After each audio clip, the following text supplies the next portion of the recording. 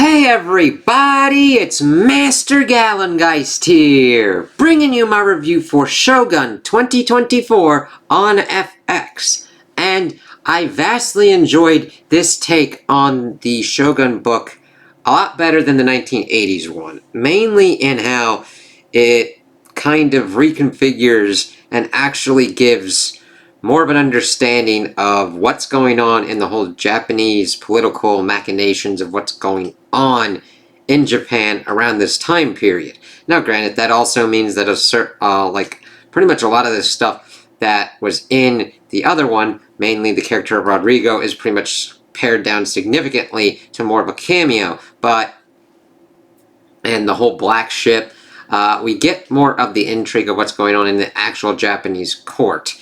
And I think it is a better show for that because mainly the main character that would get any kind of character development would have been John Blackthorne. Here we get John Blackthorne, Lady Mariko, Lord Toranaga. Yabushige gets vastly more fleshed out. So does Lord Ishido. We get more of an introduction into Lady Ochiba. The other Council of Regent Lords and their whole kind of spiels. Omi, Toranaga's son. Now, granted, also Blackthorne's crew also gets more kind of condensed as well, but I kind of think it's better for it, and that it's better kind of worked out throughout here. Now, granted, I do have some quibbles throughout this kind of series as well, but overall, I think it is a very well done show that knew what it was doing and executed it very well. There's only a few kind of things that, mainly are just pegged down to the book or whatnot. But there are some kind of funny things as well, like we hear the characters speaking English and this is them speaking Portuguese. That's just a kind of funny thing to me. I'm like, I don't have a giant issue with that. It's just like, yeah, you kind of have to do something like that. But I do like what they kind of did within the series of having them... Let's see here. I do a lot of notes for myself. But I do like that we got subtitles for the character speaking in Japanese, because this opened up a whole other kind of avenue for the understanding of characters, especially when within regards to translation. Like when John Blackthorne arrives in Japan and this one dude is essentially telling them, we see him explicitly saying, this man's a pirate, fucking kill his ass. And Blackthorne doesn't know kind of what's going on, but he still has a pretty good idea that this dude's pretty much trying to gank him. And then we see Lady Mariko and how she kind of balances how to translate these things to her Lord Toranaga and other people involved, and then also how she then translates back to John Blackthorne. It gives us more understanding of characters' motivations and what they decide to tell, how they decide to tell it.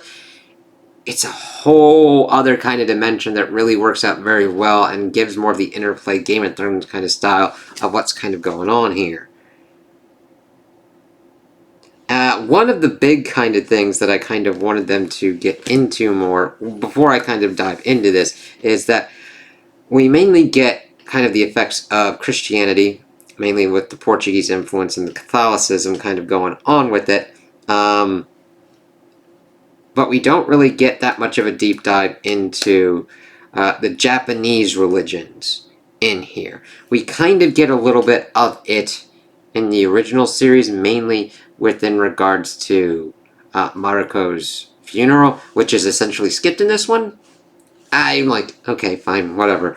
But I think we needed to have more of a juxtaposition of the tensions that were going on between Christianity and the predominant religions within Japan at this time, because it vastly affects Mariko's character, especially since she has converted to the Portuguese, to Catholicism, or at least Jesuits.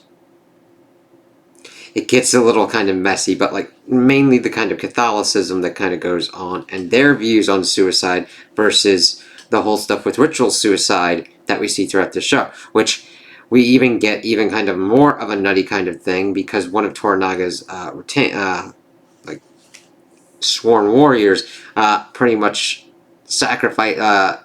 dishonors him, and then he says, "I will end my bloodline," and essentially like ritualistically kills himself and his son, and then the son's a baby.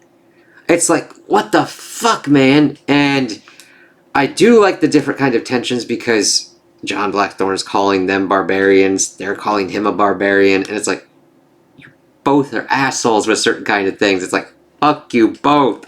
But I do like that tension of like, I hate when you come into contact with another culture and you're like, oh, you're immediately like a savage or a heathen or a barbarian because you don't do things certain kind of ways. And we see throughout the series as Blackthorne kind of understands and learns some, even though he still stays on being the outsider throughout this whole kind of thing. It's fucking nutty to see him try and deal with it, and he's definitely a different kind of one than Richard Chamberlain. I really like the actor dealing with that, and just his kind of brusque, kind of fuck you attitude, because it starts off the same kind of route. We see that their captain kills himself. Blackthorne is able to get their ship to land in Japan. We see that the Japanese are trying to figure out what the fuck's kind of going on with this dude. He says to piss on Omi's country, and Omi then almost immediately pisses on him without really... It was more kind of clear that Blackthorne was kind of making that kind of reference in the original one. In this one, it just kind of happens a little bit too fast. I mean, like, what the fuck?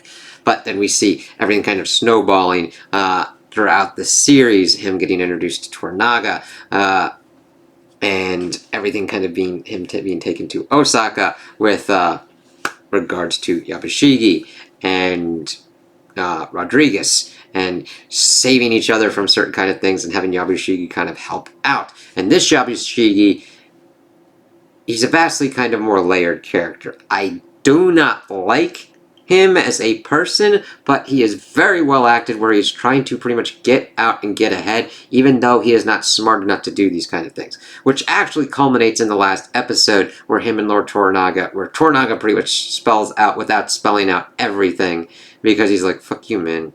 You're dead. Because he essentially follows the same kind of character arc with Blackthorne pretty much dealing and understanding what's kind of going on.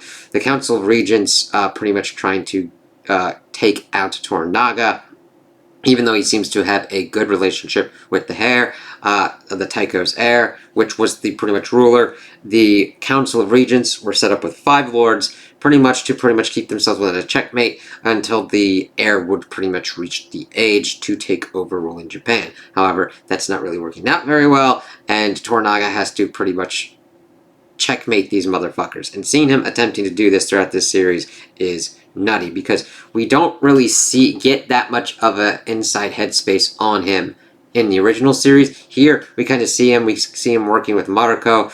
Lady Mariko is vastly more fleshed out as well, where we learned that her father had decided to go against and kill his lord because he was doing horrendous things, but this pretty much got him the title of pretty much Kingslayer kind of thing, similar to Jaime Lannister, where he is then forced to kill his own family, except for Mariko and then himself. And Mariko has been pretty much married to Buntaro, who we see from the original series.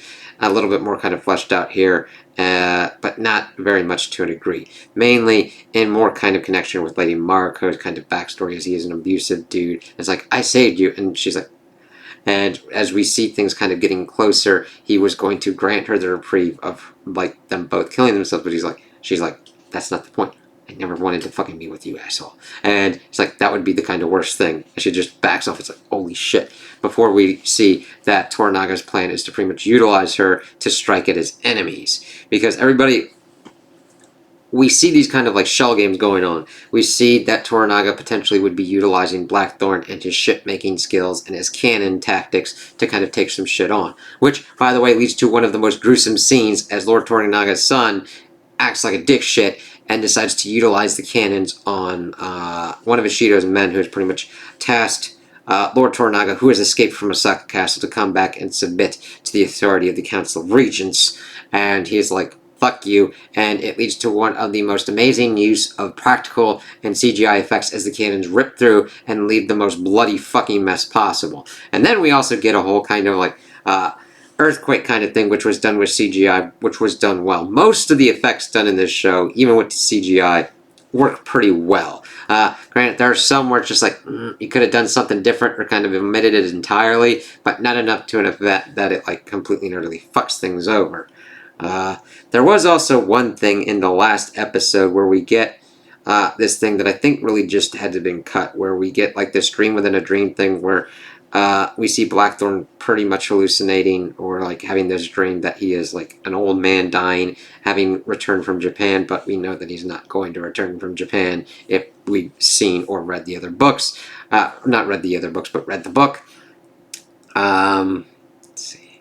So we see the main kind of characters of Toranaga, Ishido, them balancing each other out. The other Council of Regents, we've got seen the different kind of power struggles, mainly one kind of merchant one, and then two that represent the kind of Christian factions, one also kind of being more kind of merchant as well. But their understandings of fighting, of trying to figure out what's going on. Lady Ochiba was a weird kind of one because I didn't really see why she had such an issue with Lord Toranaga. Now granted, I might not have understood much of what was kind of like, the show's pretty clear on certain kind of things, but I didn't know what exactly her beef was with Toranaga because they seemed to have a pretty good relationship with the heir, and I know that she was pretty much trying to make sure that the heir would like stay alive and not get killed, so she was pretty much aligned with more of the other kind of people, essentially trying to get into a marriage kind of thing with Lord Ishido to get that kind of protection. However, everything kind of starts getting kind of nutty as Toranaga loses a majority of his forces due to the earthquake, and Blackthorn has saved him and everything, getting kind of higher honors and everything, helping Toranaga out through all this kind of stuff, making John Blackthorn a Hatamoto, and all the different kind of things. It follows more of what kind of happened in the original one, but being more kind of fleshed out. The understandings of how Blackthorn handles the house, having up the pheasant to try and hang it to dry, and age and everything, but of course it's smelling of death and everything, and the servant taking it down and killing himself. All those kind of things, seeing him kind of deal with this, dealing with his love with Lady Mariko, which isn't as sappy and fucking stupid in the original one, because that was just, oh god. This one, more kind of complex, but it takes more of a backseat to the machinations of what's going on, and Toranaga pretty much essentially making his play to become Shogun. And I do like that because we see Lord Toranaga having vast different kind of emotions, and that's the more kind of important thing, seeing everything going on to get Toranaga to this goal, because this is around 1600. This is mainly following it's kind of the historical fiction of the understanding of how the Tokugawa shogunate began.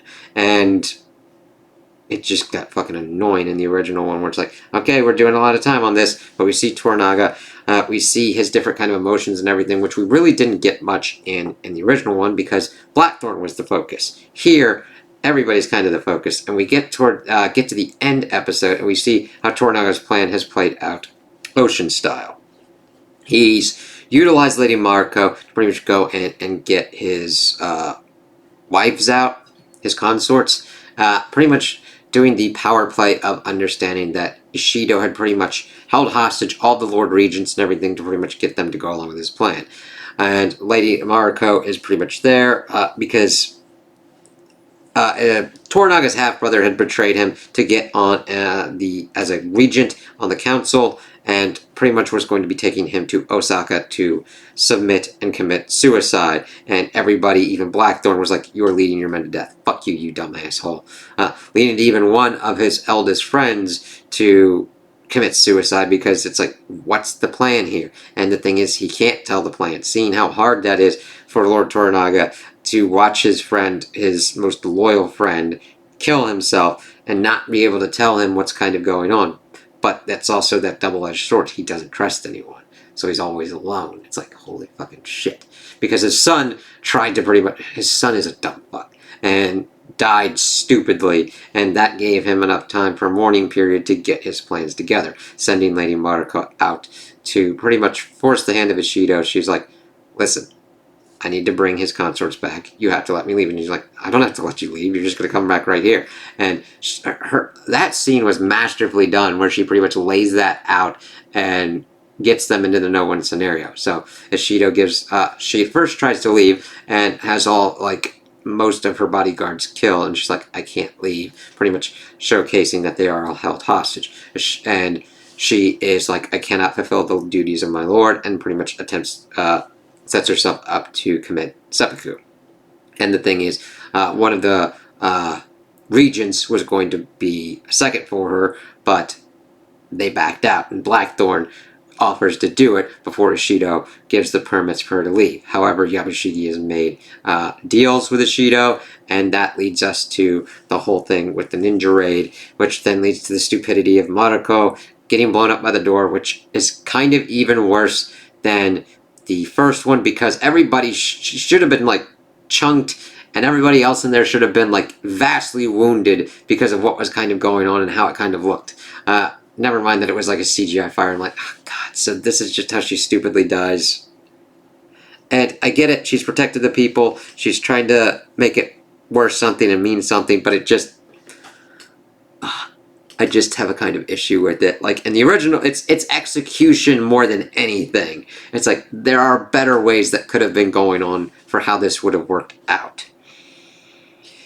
So then Blackthorn wakes up, he finds out that she's been buried and everything. Yabushiki goes to Toranaga.